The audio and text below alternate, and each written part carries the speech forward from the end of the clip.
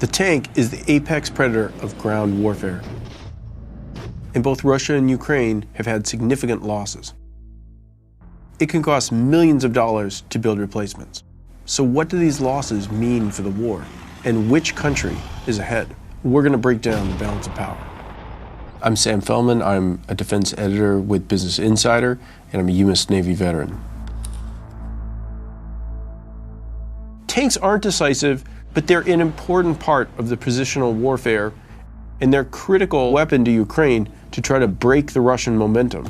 These are premier fighting vehicles that we're seeing in action on the battlefields of Ukraine. We're learning a lot about the tank forces and warfare against pretty pervasive threats to tanks. Russia's using its tanks primarily to support foot soldiers who are advancing, to counter Ukrainian drives, and to protect vehicle movements. Russia is one of the largest tank forces in the world, and Russia has been on attack. The other advantage Russia has is a political willingness to sacrifice hundreds of vehicles and tens of thousands of troops to try to attain battlefield victories. Russia's lost a lot of tanks. By the count of open source researchers at Oryx, they've lost 1,800 destroyed, 530 captured, and then 270 abandoned. Russia has thousands more tanks upon which it can draw, and it can make operational older or reserve tanks as the war continues. So Russia's using pretty much everything it's got.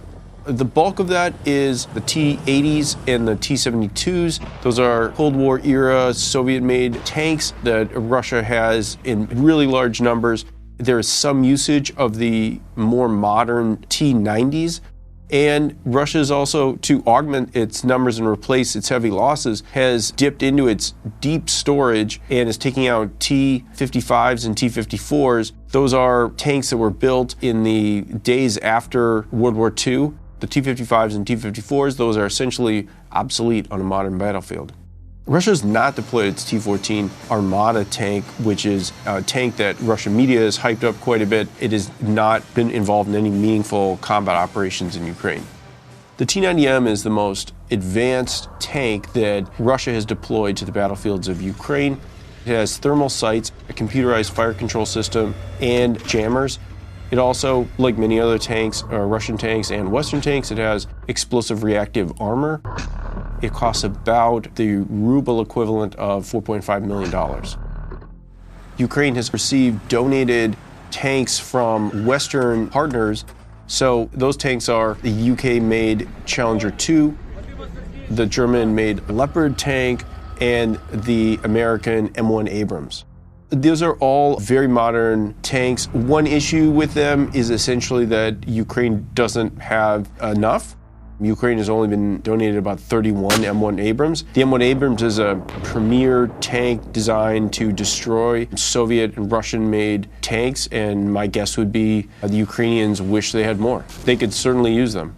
The M1 Abrams, that is the main battle tank of the United States. It has computerized fire control software. It has depleted uranium rounds that are designed to shatter enemy armor, and it was built specifically for tank-on-tank battles. The M1 Abrams has a high top speed.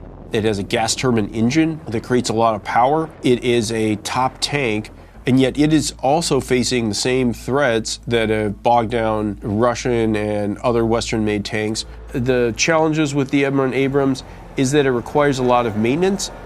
Tanks are a fearsome weapon that carries a psychological effect on the defender. Ukraine has shown that the Russian tank forces are hardly the unstoppable force that many had feared before the war's outbreak. Russian tanks are less survivable than Western-made tanks. Western-made tanks are better designed to protect the crew, and when they sustain a direct hit, it's more frequent that a Western tank will be able to be towed and then repaired. You would not find me in any Russian tank. The risks of all Soviet-designed vehicles to the crew are really high. The Soviet-made tanks often become total losses and crew killers when they're hit. A good example that's indicative of this is the jack-in-the-box effect. The T-72 has a design flaw where the crew essentially sits on top of ammunition storage for the tank's shells. And that means that a blast into this space is going to potentially cook off the stored ammunition inside the tank. The top turret will basically blow off from this massive explosion of all the tank's ammunition. That will kill the crew, and that'll make the tank a total loss. The Soviet doctrine of fighting informs both the institutional approaches of the Ukrainian armed forces and the Russian armed forces. Soviet doctrine really emphasizes using mass firepower to make enemy positions untenable and then to send forward armor and infantry to seize those positions from the remnants of defenders that held them. That's very different than maneuver warfare. Maneuver warfare is the simultaneous use of firepower from the ground and from the air while infantry and armor are on the move. When you think about the sides, Ukraine is not willing to give up territory. It is trying to regain territory. It views the territory upon which it's fighting and upon which Russia holds as its rightful territory seized by force and marred by Russian invaders. And so the Ukrainians are not willing to cede territory for any type of maneuver warfare. And to Russians, a territory matters as well. Every inch of advance is important to the Russians. So the Russians are very intent on taking territory, whatever the damage to that territory and whatever the losses to their own forces. And the Russians are able to sustain greater losses and have a willingness to sacrifice people for those advances. Ukraine is not willing to do human wave attacks. The Russian human wave attacks have overwhelmed prepared Ukrainian defenses. They've come at a cost of tens of thousands of people and hundreds, if not thousands, of fighting vehicles. So these are brute force tactics that Ukraine and really the West are not willing to employ.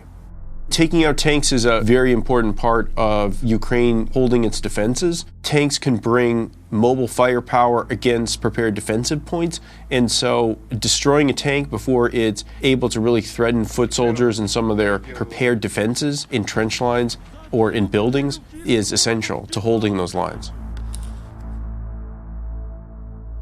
Tanks are a weapon of maneuver warfare, and the Ukraine war is essentially positional. When tanks have tried to pass through areas, they're hitting these pervasive threats of the prepared defenses, of enemy attack airplanes, of mines, drones, artillery, and anti-tank guided missiles.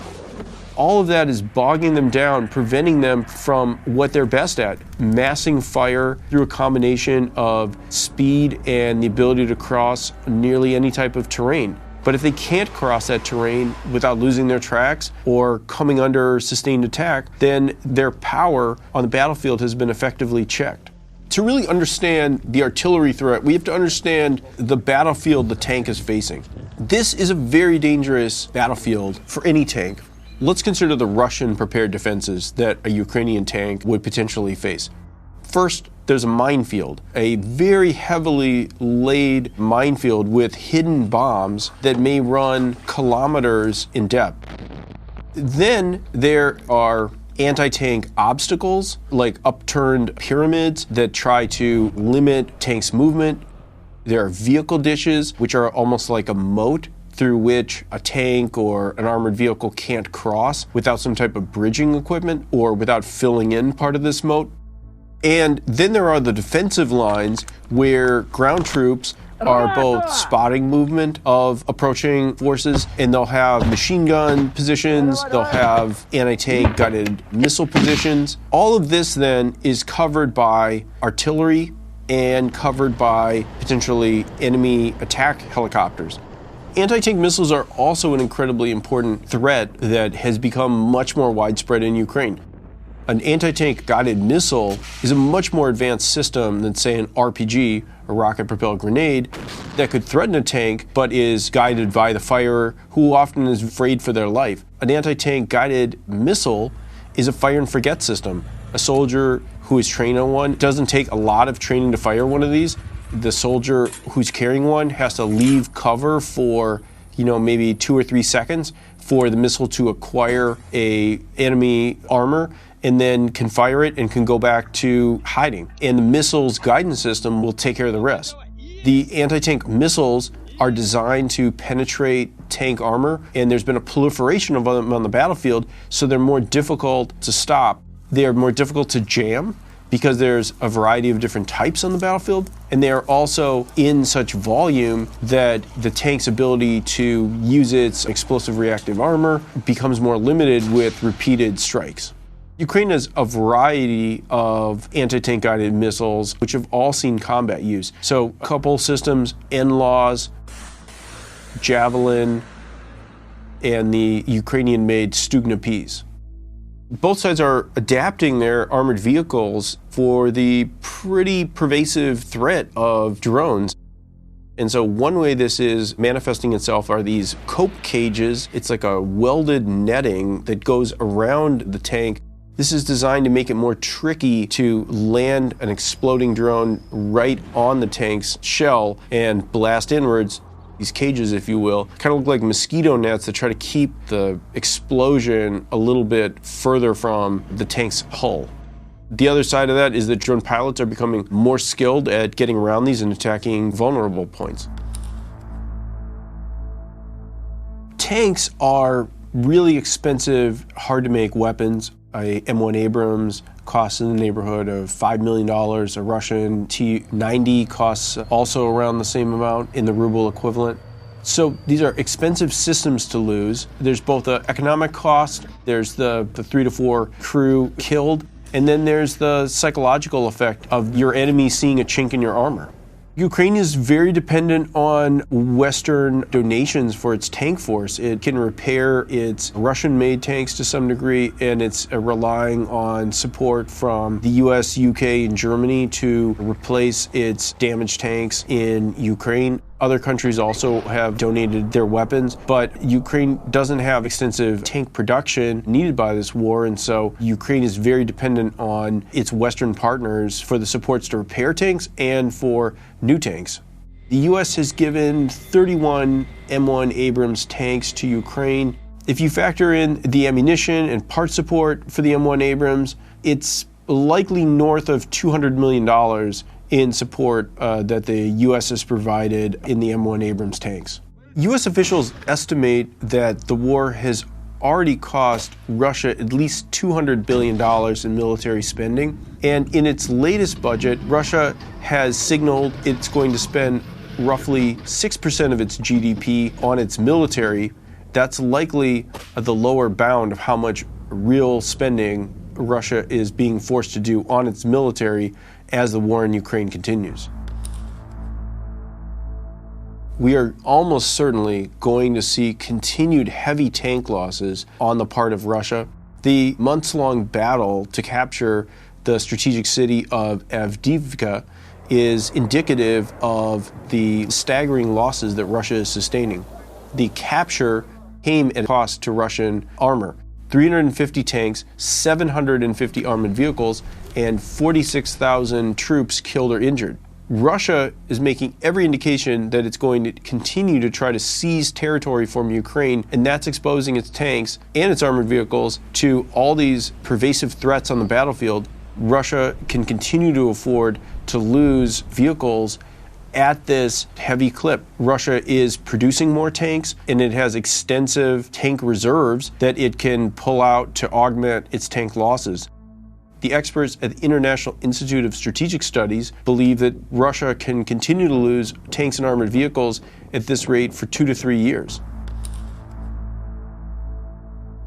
The balance of power on the battlefields of Ukraine must go to the Russian tanks. Russia simply has more tanks and is using brute force tactics that are causing them to lose their tanks in droves. But only Russia has this massive firepower it can mass. And compared to Ukraine's tanks, even with more advanced tanks, the advanced tanks face the same threats that the lesser advanced tanks, like the T-72, that both sides use, face. And so This war does not play to the strengths of the tank, but tanks are useful to Russia to try to take territory using maximum force and firepower, as Russia is doing. Tanks and artillery and drones are critical to Ukraine to try to break the momentum of Russia's ground forces and the tanks that enable their forward movement.